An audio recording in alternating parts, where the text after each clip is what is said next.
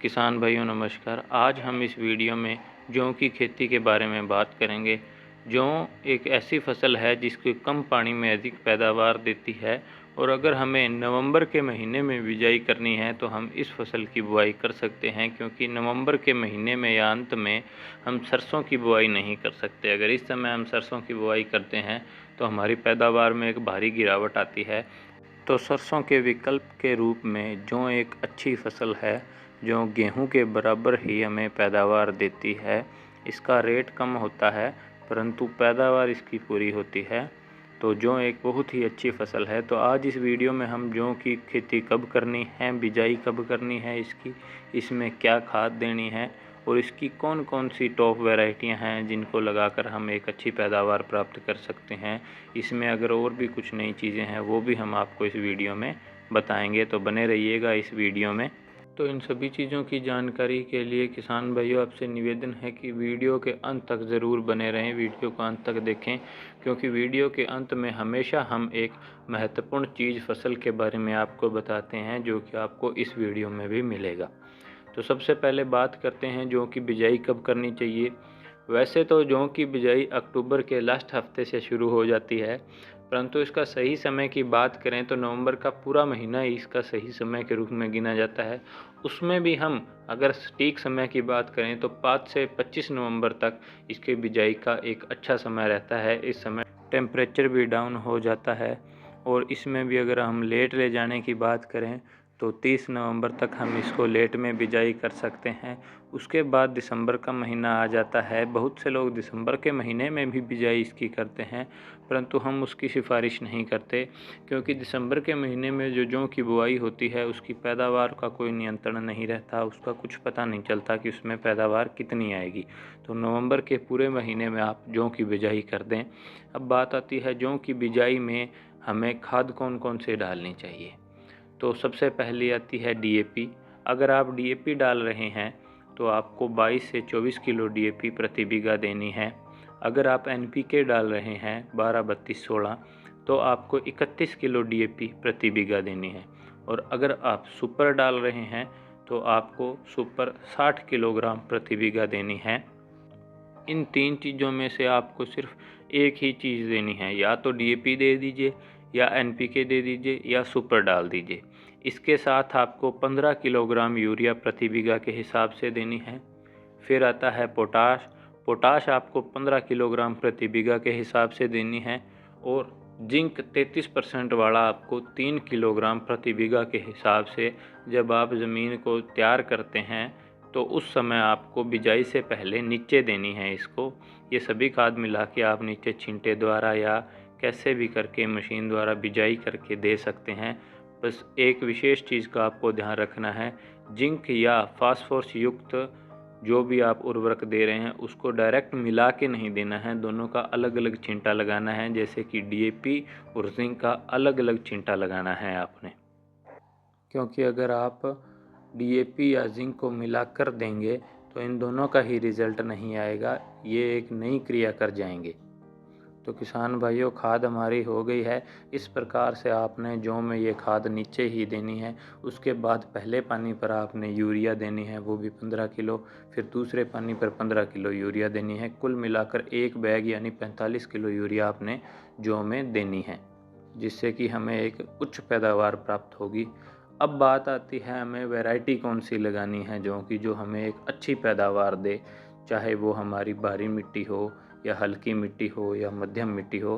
तो तीनों ही मिट्टी के प्रकार से हम आपको इस वीडियो में तीन वैरायटियाँ हम आपको बताएंगे। तो पहली आती है जयशंकर सीड्स की शिखर वैरायटी। किसान भाइयों शिखर वैरायटी के रिज़ल्ट की बात करें तो बहुत ही अच्छे रिज़ल्ट इस वैरायटी के आ रहे हैं। हर किसान भाई इस वैरायटी को पसंद कर रहे हैं। जिस फार्मर ने भी लगाया है वो रिपीट में इस वैरायटी को लगा रहे हैं, इसीलिए हमने इसको फर्स्ट जगह पे इस वैरायटी को हमने रखा है। यह 6 लाइन वाली वैरायटी है, मध्यम इसका कद होता है और फुटान बहुत अधिक होती है इस वैरायटी की। पैदावार की बात करें तो प्रति बीघा के हिसाब से ये 20 से 21 क्विंटल तक भी पैदावार देने की क्षमता ये वैरायटी रखती है। वैरायटी की बात करें तो आप इस वैरायटी को किसी भी प्रकार की भूमि में आप लगा सकते हैं। भारी मिट्टी, मध्यम मिट्टी या हल्की मिट्टी, किसी भी प्रकार की मिट्टी में लगा सकते हैं। 85 सेंटीमीटर तक इसकी हाइट होती है और प्रति बल्ली इसमें दानों की संख्या बात करें तो 80 से 85 तक औसतन दाने इस वैरायटी में देखे गए हैं। तो यह एक बहुत ही अच्छी वैरायटी साबित होगी आपके लिए। दूसरी वैरायटी आती है DBW 137। किसान भाइयों, यह यूनिवर्सिटी की वैरायटी है और यह भी एक 6 लाइन ही वैरायटी है। इसका पैदावार भी बहुत अधिक पैदावार देने का रिकॉर्ड बनाया इस वैरायटी ने। फुटान अच्छी है, मध्यम कद होने की वजह से गिरने की समस्या भी इस वैरायटी में नहीं आती है। यह भी किसानों के लिए एक अच्छा विकल्प साबित हो सकता है, इसलिए हमने इस वैरायटी को दूसरे नंबर पर रखा है। और मिट्टी की बात करें तो यह भारी, मध्यम और हल्की किसी भी प्रकार की मिट्टी में भी आप इस वैरायटी को लगा सकते हैं, परंतु इस वैरायटी का अधिक फ़ायदा आपको मध्यम और भारी मिट्टी में ही लगाने से मिलेगा। पैदावार की बात करें तो यह वैरायटी 17-18 क्विंटल तक प्रति बीघा के हिसाब से किसानों को पैदावार दे रही है और किसानों को यह वैरायटी बहुत अच्छी लगी है। अब तीसरी वैरायटी की बात करें तो तीसरी वैरायटी आप सभी परिचित हैं इससे, क्योंकि यह एक पुरानी वैरायटी है जो आता है श्री राम सीड्स का गट्टू जौ। यह वैरायटी भी पैदावार के मामले में एक अच्छी वैरायटी है। अच्छा इसका झाड़ आता है किसानों को, परंतु सिर्फ इसकी एक थोड़ा सा कद अधिक होने की वजह से कई इलाकों में इसके गिरने की समस्या रहती है, परंतु फिर भी यह वैरायटी 17-18 क्विंटल तक पैदावार देने की क्षमता रखती है। तो यह भी एक अच्छी वैरायटी है। जो किसान भाई इसे मध्यम या हल्की मिट्टी में लगाना चाहते हैं वह इस वैरायटी का प्रयोग कर सकते हैं। यह एक बहुत ही अच्छी वैरायटी है। तो किसान भाइयों, इसी के साथ हमने आपको 3 टॉप की वैरायटियाँ जौ की बता दी है। अब बात करते हैं हमें जौ में पानी कितने देने हैं। किसान भाइयों, मुख्यतः जौ तो 2 पानी में भी हो जाता है, परंतु अगर हमें जौ की उच्च पैदावार लेनी है तो हमें इसमें 3 पानी देने पड़ते हैं। 3 पानी दिए बिना हम इसकी उच्चतम पैदावार नहीं प्राप्त कर सकते। हम इसकी मध्यम पैदावार तो ज़रूर 2 पानी में प्राप्त कर सकते हैं। अब बात आती है कि अगर हम 2 पानी दे रहे हैं तो हमें किस किस समय पर इसमें 2 पानी देने हैं। तो पहला पानी तो हमें देना है 21 से 22 दिन पर, जब जड़ें जमाव करती है, और दूसरा पानी हमें देना है इसका 85 दिन पर। ये 2 पानी हमें इसमें देने हैं अगर हम इसमें 2 ही पानी देना चाहते हैं।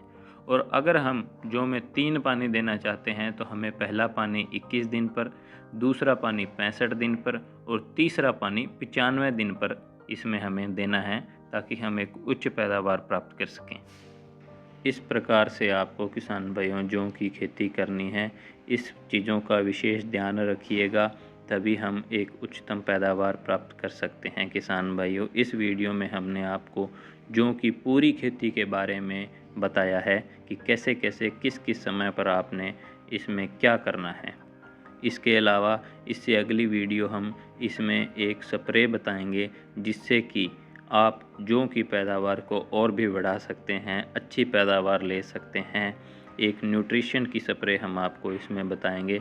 तो इस वीडियो को लाइक कीजिए, शेयर कीजिए और हमारे चैनल खेती मित्र को सब्सक्राइब कीजिए, ताकि आने वाली वीडियो को आप मिस ना करें।